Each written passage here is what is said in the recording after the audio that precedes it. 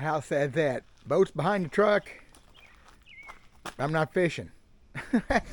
Seems to be a going thing with me, don't it? We're going to do some bait stuff. I'm not fishing. Not today. Talk about that. Do some bait things. Show y'all the way I go about some of this. People have been asking questions. I'm going to try to answer questions. I'll be right back.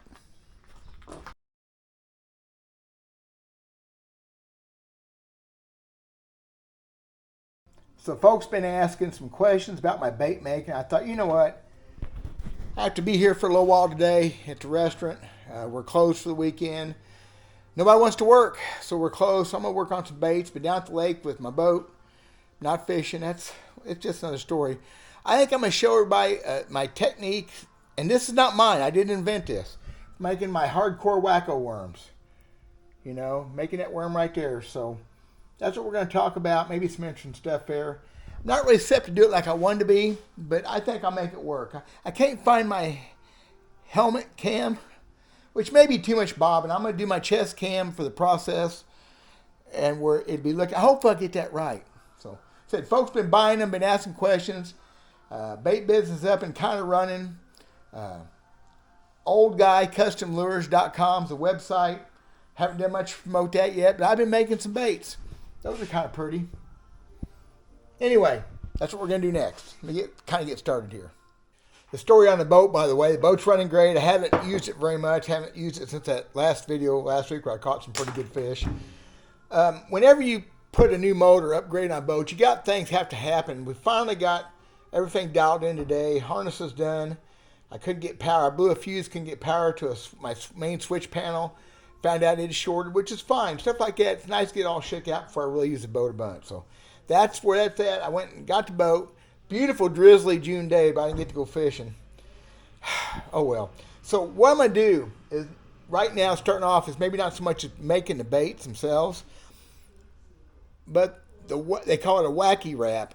Now again, I did not invent this process. I thought I'd invented it. These guys come out with this last year, so I bought the molds. That is what I call my hardcore. And what that is, that piece of plastic is a durometer, at least twice, if not 3 to 4 times stronger than the worm it surrounds. Okay? And there's a trick to it. I think I'm getting it figured out about how to make this happen. But what I'm going to do first, I won't show the whole I won't wear you out with this. I'm going to make a bunch of these because I've got that many left. That's not very many. So I'm going to be making some of those. Got to heat some plastic up. It's got to be a harder plastic than the worm to work. It's an entailed deal, and I'm going to talk about it and some things in case y'all want to do it yourself, because you can do that. Let's see if I can make this happen. Again, there's so many guys already have done this. I'm just copying off of them, okay? I've learned a few things to go on my own, but this is what it is. I'll put some links maybe to a couple other channels where they really show how to do the process. I've got my dead-on plastics. It's a hard plastic already, and what I've done, I've added a small amount of hardener to that even. I want it harder than normal. So we're going to do a little bit of this, just not even quite half a cup, because I don't need much, because I actually have somewhere here, yeah, this plug is left over from last time. Okay, so I'll be chopping this up and adding to it too. Very, very hard plastic. I mean, you couldn't make a plastic worm out of this and make it work at all.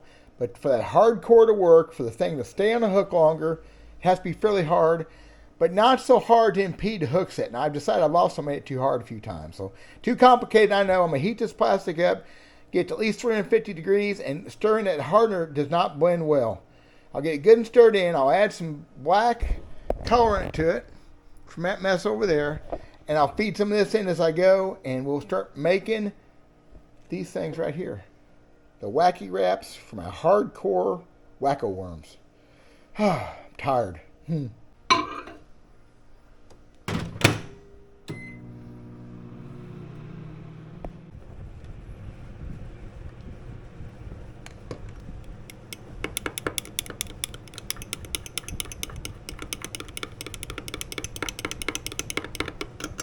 Got temperature up to the temperature of the plastic up.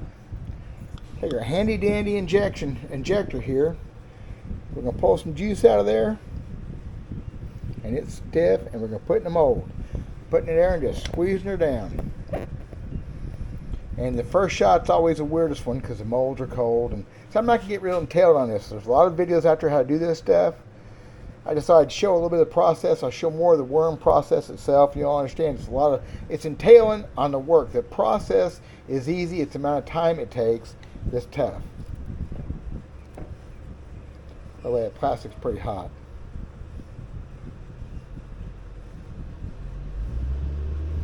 That's the way it looks. I don't know if a head mount camera would be better or not. So when that cools off, we'll pull them out, see if we got a good first shot. Because if we did, we'll have a bunch of those, 16 of them at a time, and I'll kind of show how that works. And again, I have the remelts from last week's pour, and I'll melt them as I go to make use of them so they don't get wasted. I'm horrible about wasting plastic. I don't like it. That is hot stuff. You do not want to get that on your skin. Let's see what we got here.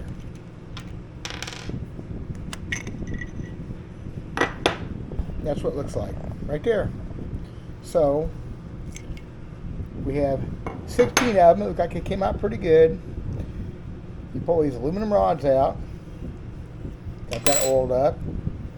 You cut them off the runners, off the sprue, and that's how you get the core, the wacky wrap, hard core for my worm. Make sense? Pretty simple until it's not.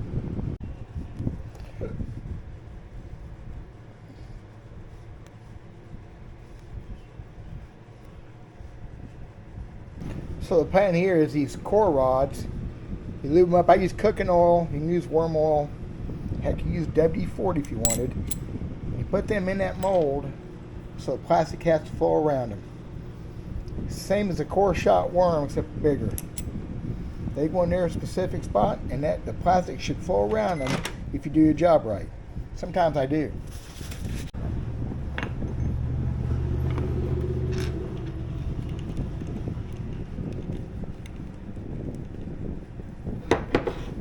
Ready for another shot. So I'll continue this process till I get however many. I don't count, I just get many.